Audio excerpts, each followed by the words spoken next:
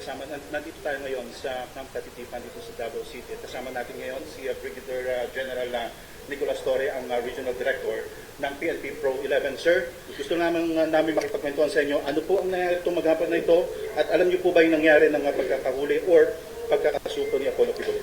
Yung pagkahuli ang particulars ng pagkahuli ni Pastor Apollo Kibuloy ay para pakitanong nyo lang sa SILG. Si SILG lang i-interview nyo dahil ang mga details nun ay hindi ko talaga alam.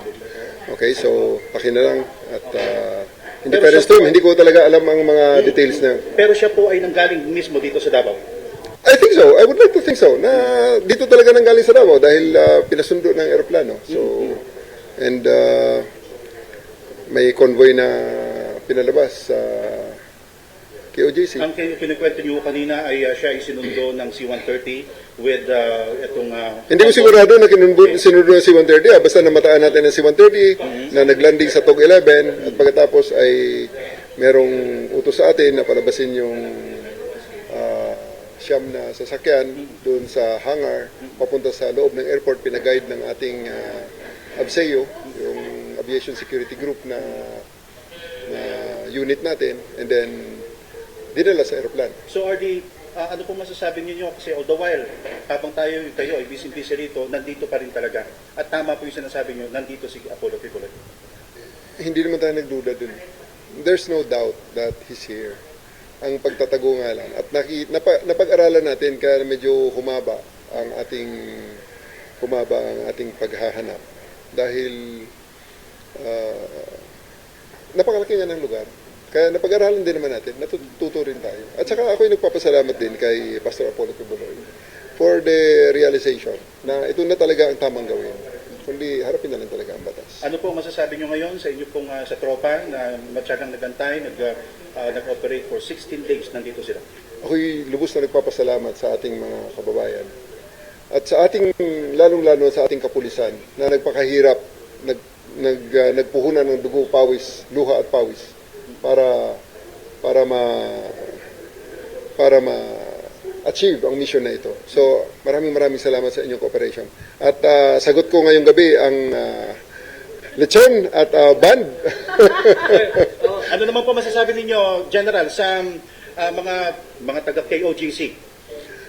Well, ako'y nagpapasalamat din sa ating mga kapatid sa KOJC sa kanilang kooperasyon. At may mga pagbabanghayan siguro, hindi pagkakaintindihan, at may mga engkwentrong mga maliliit lang naman. So, I do hope that this will be the start of the healing. At hindi tayo magkaaway ho. Hindi niyo ako kaaway. I just played my role. Ito po talaga ang ibinigay sa akin na role, ibinigay sa akin trabaho. Kung kaya't ginawa lang ho natin ito in accordance to how we perceive, on how we do it our way. Hello, sir. Ayan po si General. Sir, salamat sir. Torre. Yes, sir. At medyo wala pang... At kausap ngayon ni Brigadier General Nicolas Torre III, si PNP Chief General Romel Marbil, at nagpapaabot ng congratulations. Itong kanilang naging operasyon. Okay, 2 linggo kayong nag-ikot. Saan kaya nagtago si Kibuloy? Tama kami.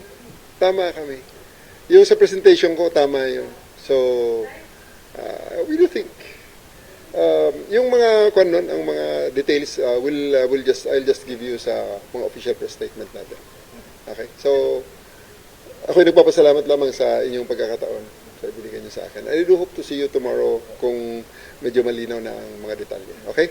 Ulitin ko lang, sir. Kanina, sir, yung 1 p.m. na deployment ng napakaraming pulis, ano sana yung plano ng PNP? Yun na yun. Whether he surrenders or not. Basta yun ang mga detalye natin. Sabihin ko na lang bukas. Okay? Marami mga boss namin. Papasalamat. Sige. Tuloy na muna tayo. Reaction niya, sir, na nahuli or na... Isa sa big relief. Nakakagaan ng loob. Makakatulog muna tayo. Bawi muna ako ng tulog. Alas 8 na. O alas 7 na. Bawi muna para makabawi man lang mga 6 na oras na tulog. Yung PNP, sir, nandun pa rin? Kailan kaya sila? Nagde-demove na. Pinapauwi ko ng mga bata natin. Okay. Pwede niyo masabi, sir, kung ilang oras na tulog niyo every day? May mga times na sleepless night? Average siguro mga 3. alauna, alas 4. Kasi yun, hanggang alas 12 kasi critical eh. Alas 4, kwan din yan eh. Yun na naman ang takot ako na baka mapagsarahan kami ng gate eh. Kaya sinusupervise natin talaga yun. Hahanapin pa rin ba yung underground facilities?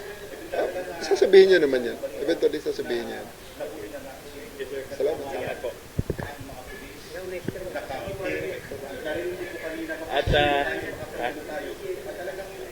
Yan ang sitwasyon dito sa Police Regional Office 11. Nakapanayam natin ang Regional Director ng Police Regional Office 11, si Brigadier General Nicolas Torre III, kung saan sinabi niya kung paano sumuko si Pastor Apollo Kibuloy mula sa kanyang hangar dyan sa Kingdom of Jesus Christ.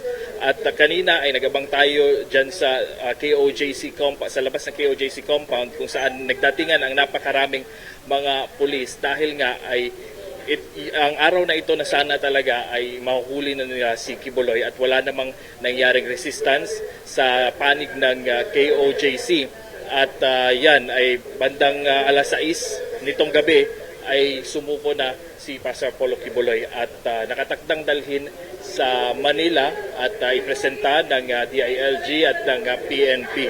At yan ang sitwasyon dito sa PRO 11 kung saan masaya sila dahil nga sa kinuwento kanina ni RD Torre na ilang oras lang yung tulog nila araw-araw, may mga gabing wala silang tulog dahil frustrated na rin sila na mahanap din si Kibuloy doon dahil umabot na nga sa 2 linggo ang paghahanap nila. At yan ang latest dito sa PRO 11.